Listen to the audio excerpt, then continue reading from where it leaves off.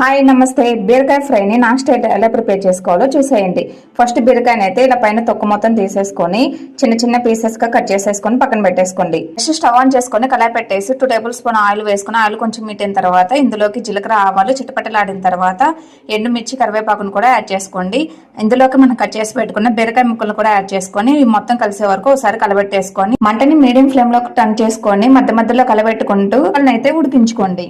కొంచెం వేగిన తర్వాత ఇందులోకి 1/2 టేబుల్ స్పూన్ పసుపు, రుచికి సరిపడా సాల్ట్ కూడా యాడ్ చేసుకొని ఒకసారి కలబెట్టేసి కొంచెం సేపు ఉడికించుకోండి. ఉడికేలోపు వెల్లుల్లిపాయ కారాన్ని అయితే ప్రిపేర్ చేసుకుందాం. 2 టేబుల్ స్పూన్ కారం వేసుకొని 1/2 టేబుల్ స్పూన్ కారం కూడా యాడ్ చేసుకొని 4 నుండి 5 వెల్లుల్లిపాయ రబ్బలు కూడా యాడ్ చేసేసుకొని మొత్తాన్ని దంచి బౌల్లోకి తీసేసుకోండి. చూసారు కదా, ఇక్కడ ముక్కలు అయితే ఉడికిపోయినాయి. ఇందులోకి మనం ప్రిపేర్ చేసి పెట్టుకున్న వెల్లుల్లిపాయ కారం, 1 టేబుల్ స్పూన్ ధనియాల పొడిని కూడా యాడ్ చేసుకొని ముక్కలన్నీ కలబెట్టేసుకొని ఒకసారి 2 మినిట్స్ లో ఫ్లేమ్ లో ఉడికించుకున్న తర్వాత స్టవ్ ఆఫ్ చేసేసుకోండి. చూసారు కదా, ఎంతో ఈజీగా బీరకాయ ఫ్రై అయితే రెడీ అయిపోయింది. చాలా టేస్టీగా